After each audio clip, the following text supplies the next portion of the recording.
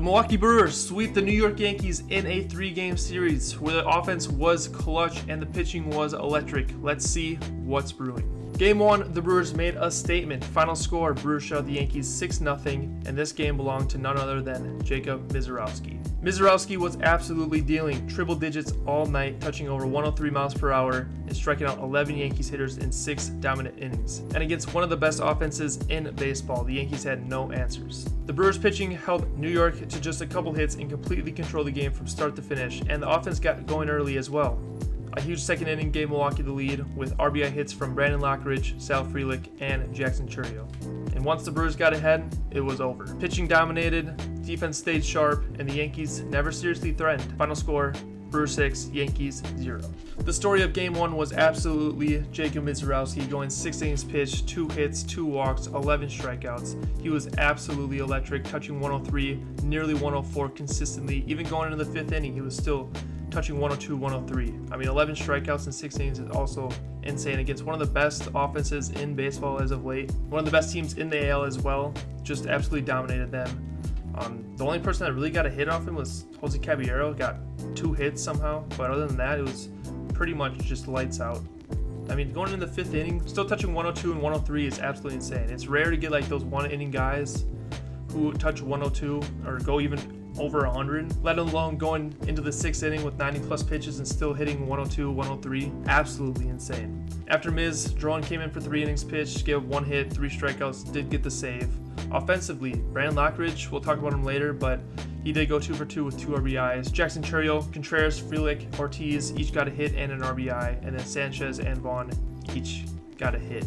In that 4-run 2nd inning, started off with a Gary Sanchez single, then an Andrew Vaughn walk, and then another walk to Luis Rengifo. And then Brandon Lockridge hits a single to the right side of the field past the first baseman. A pretty weak hit, but still got past the first baseman into the right field, which scored 1.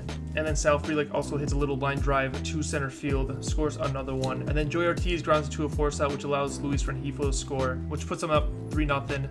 And then to cap it off, Jackson Chourio singles on another ground ball to center field, which scores Brandon Lockridge. And it wasn't many hard hit balls. It was just a bunch of, get the bat in the ball and put it through the holes, and it got there. Very frustrating to watch if you're a Yankees fan. Max Fried on the mound was very frustrated going through that inning, but still managed to go 6 innings, only gave up 6 hits. Did give up 5 earned runs, 3 walks, 5 strikeouts for Max Fried there. And then, unfortunately, Cody Bellinger pops up to the left side of the field.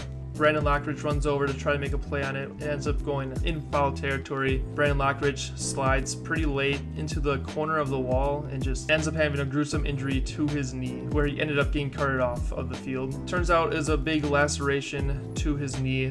He said just below his tendon and just above his kneecaps. He got very lucky not fracturing anything in his knee. All his ligaments, all his tendons were pretty good. So it just looks like he got, I think, around 10 stitches, he said, in his knee. Fortunate for him, nothing more than just a deep cut. So hopefully he comes back soon. He did go 2 for 2 this game, and he was hitting pretty good. So hopefully he comes back soon and healthy, but a scary situation nonetheless. And then late in the game, Andrew Vaughn ends up getting his first hit of the game with a double, which ended up not resulting in much as he was not scored. And then Joey Ortiz finally gets his first extra base hit of the season. Just a hard hit ball to left center field, 104 off the bat. Goes all the way to the wall, and he was having fun with that one, pretending to ask for the ball because it was his first extra base hit of the season, coming in the 36th game of the season. So good for him to get the bat going there. Little double finally. And then Shane Drowan goes 3 innings, lights out, 1 hit, 3 strikeouts, does get the 3-inning save. Brewers win 6-0. In Game 2, the Brewers pulled off one of their biggest wins of the season. Final score, Brewers beat the Yankees 4-3 in extra innings, and this one had a little bit of everything. Early on, it looked like the Yankees were in control. Paul Goldschmidt homers in the first, drives in another later, and the New York Yankees jump out to a 2-0 lead. But Milwaukee just kept hanging around. Jake Bauers finally gets the Brewers on board with a huge solo shot in the 7th. Then in the 8th, William Contreras ties the game and completely shifts the momentum. Then came the 10th inning. The Yankees take the lead, but the Brewers answer immediately. Jackson Chourio drives in the tying run. Chaos breaks out on the bases, and then William Contreras walks it off with a sacrifice fly. Brewers win it 4-3 and clinch the series series against one of the best teams in baseball. And honestly, this game just felt different. Brewers didn't quit once, even against elite pitching, even trailing late. That's the kind of win that builds momentum fast. Kyle Harrison gets the start in Game 2, going 4 innings pitched, 4 hits, 2 earned runs, 4 walks, 6 strikeouts, and does give up that leadoff home run to Paul Goldschmidt. Other than that, he was pretty locked in. Despite the 4 walks, he does get 6 strikeouts in the 4 innings. And against this good Yankees offense, he was not terrible, but 4 innings pitched, nothing to complain about really, 2 earned runs. Not the Kyle Harrison start we're looking for, but he did get the job done nonetheless. After Harrison, they do go to the bullpen where they bring out Chad Patrick, who goes a great 3 innings, only 2 hits, only 1 walk, and strikes out 5. Chad Patrick out of the bullpen has been amazing. If you go back to the playoffs last year, he was just absolutely lights out and electric. So good to see him out of the bullpen coming out strong against this Yankees offense. In the 7th, Cam Schlittler finally comes out of the game after going 6 innings pitched, 2 hits, 6 strikeouts. Seemed like he wasn't going to go that far after getting a comeback or 2 his calf from Contreras, but he stayed in the game and was absolutely lights out. But the first pitch out of the bullpen from the Yankees, Jake Bauers hits a no-doubter to right center field in the 7th inning. The pitch was literally middle. You can't dream of a better pitch than what he got there. So good for him to take advantage of that pitch, and the Brewers finally get on the board in the 7th. After Chad Patrick, DL Hall goes 1 inning pitch, 1 walk, 1 strikeout. Aaron Ashby goes 2 innings pitched, 1 hit, 1 run, 1 walk, 3 strikeouts. And that Hall and Ashby dynamic duo is just absolutely amazing. The 2 big lefties, they eat innings, and when they do eat the innings, they are amazing so far. You would think it would be Uribe and McGill that we're talking about out of the bullpen, but Hall and Ashby, this dynamic duo has been amazing thus far this season. In the 8th inning, Bryce Turang starts it off with a nice base hit to right field, right in between the first and second baseman, to get on base and get a little rally going for the middle of the order. With Contreras up the bat, Turang steals second easily. Camilo Duvall on the mound does not hold runners well, so that was an easy stolen base for Turang there. Puts him in scoring position for Contreras, who then hits a single to left field, and with elite speed from Turang and base running from Turang, he scores from second, tying the ball game 2-2. And that would be the score until extra innings. In the top of the 10th, Ryan McMahon would single to give the Yankees a 3-2 lead in the top of the 10th. But in the bottom of the 10th, the Brewers were clutch. With Garrett Mitchell starting off on second, Luis Rengifo starts it off with a walk, and then Jackson Chourio ties the game up with a single to Jose Caballero to tie the game at 3. Even if Caballero got that ball, Chourio still would have beat it out with his speed. So just a nice job from Chourio to get the bat in the ball and hit it in a spot where it's hard to get him out. So scores now 3-3 with runners on first and second and Bryce Turang up. This is where things get interesting. Tim Hill on the mound, Bryce Turang up the bat. Turang then hits a little chopper to Tim Hill, who then makes a decision to try to get the lead runner out at third, which ends up hitting Luis Rengifo in the hand, which causes all the base runners to be safe. So a little weird play from Tim Hill there. Instead of getting the easy out at first, he decides to try to be a hero and try to get the lead runner out at third, which pretty much cost him the game. Because with that Tim Hill mental error, William Contreras is up to bat, and he hits a deep fly ball to right field. Even with Aaron Judge's strong arm, Luis Rengifo scores from third, and the Brewers walk it off in Game 2, 4-3.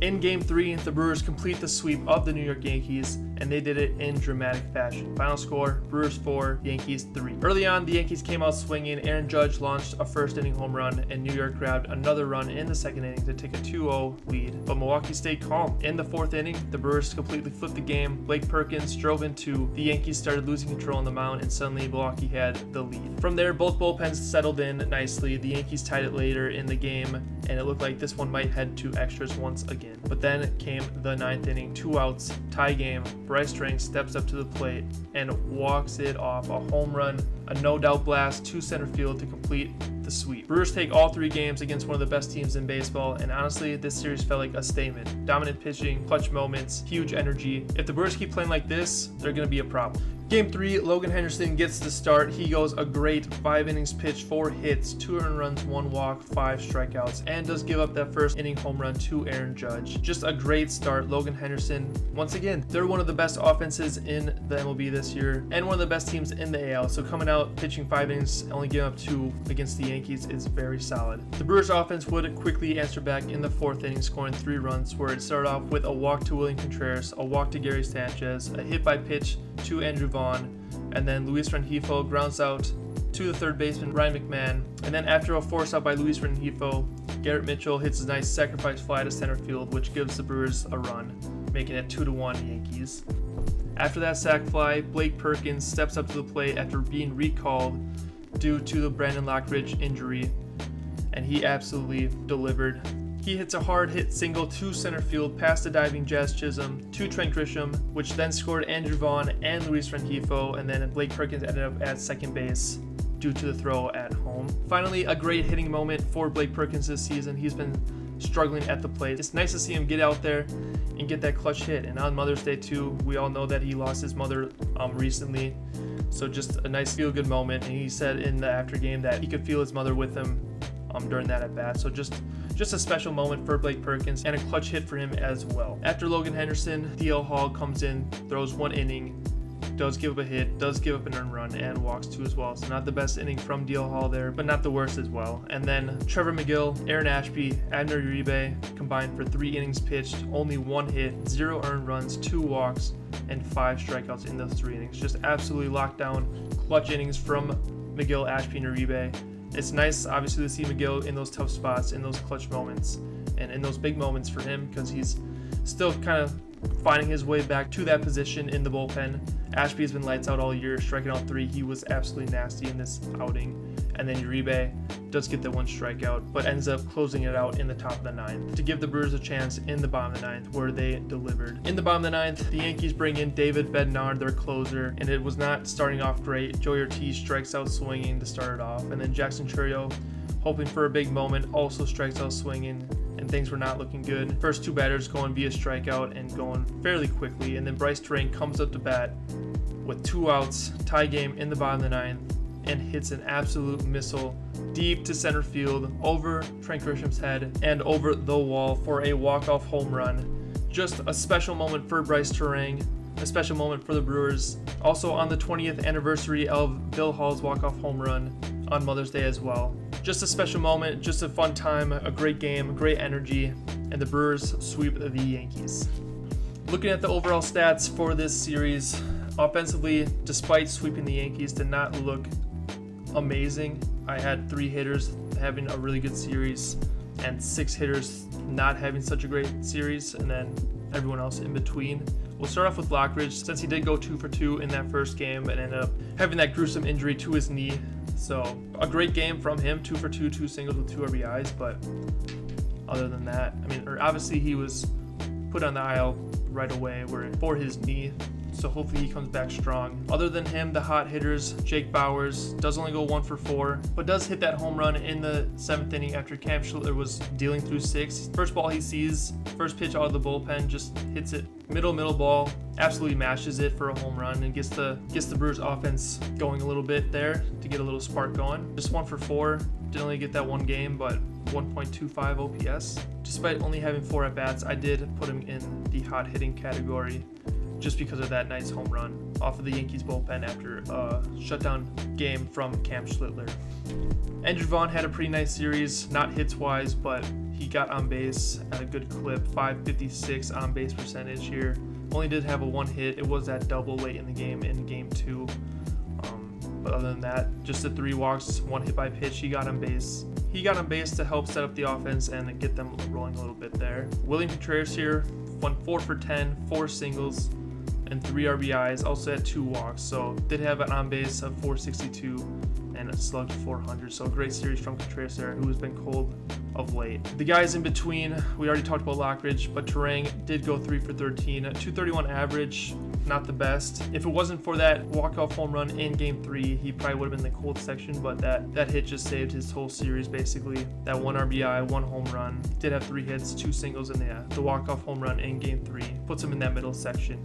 And then Blake Perkins only gets 2 games, He gets called up after the Lockridge injury, but does go 1 for 3 and just a clutch single in that game to bring home those 2 runners and get those 2 RBIs. So a great game from Perkins there in just the 3 at-bats. But despite having his limited at-bats, he did deliver in a clutch moment. And then Hamilton only got 3 at-bats, didn't get a hit. Black only had 2 at-bats, struck out twice. So nothing to talk about there. And then the cold hitters, start off with Rengifo, a lot of blue here. Rengifo, 1 for 9. Did get walked 3 times, so on base was decent, but only that 1 for 9 there.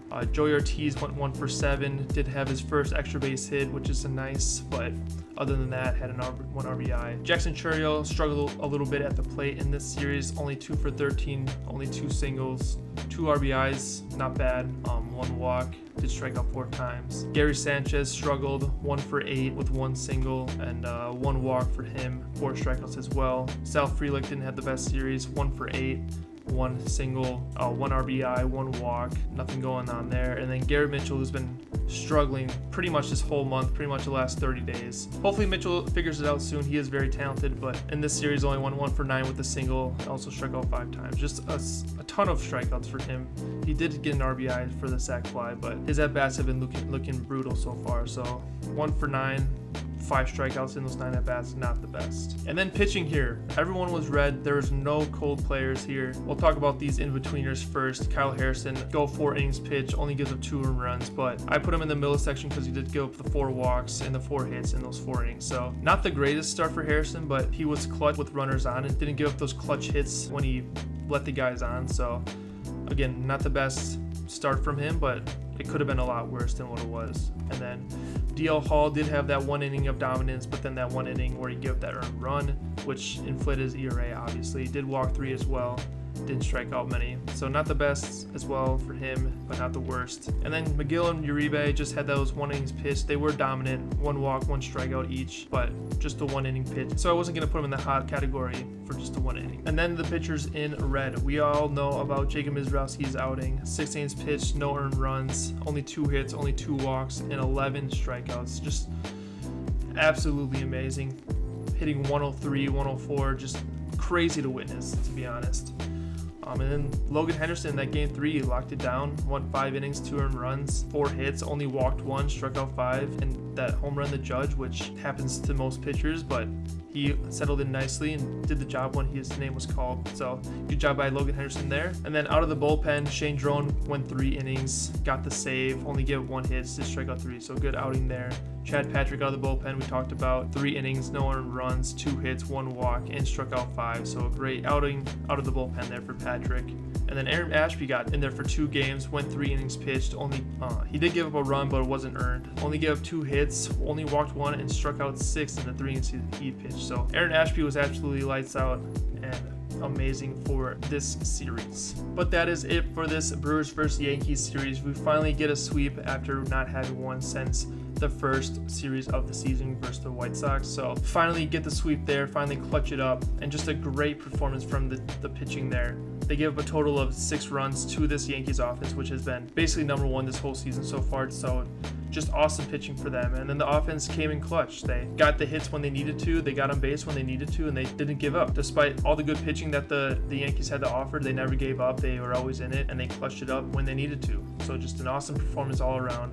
Great vibes. The fans were also electric. There are a couple sold out games this weekend, especially on Mother's Day. That was a good one to go to. If you went to that one, I'm jealous. But great to get a sweep against the New York Yankees here, against one of the top AL teams in the league. But that is it for this series. Next we have the San Diego Padres at home in a 3-game series. Tune in for that one next. I appreciate you guys watching. Please like, please subscribe, please share. But other than that, I will see you in the next series to see what's brewing.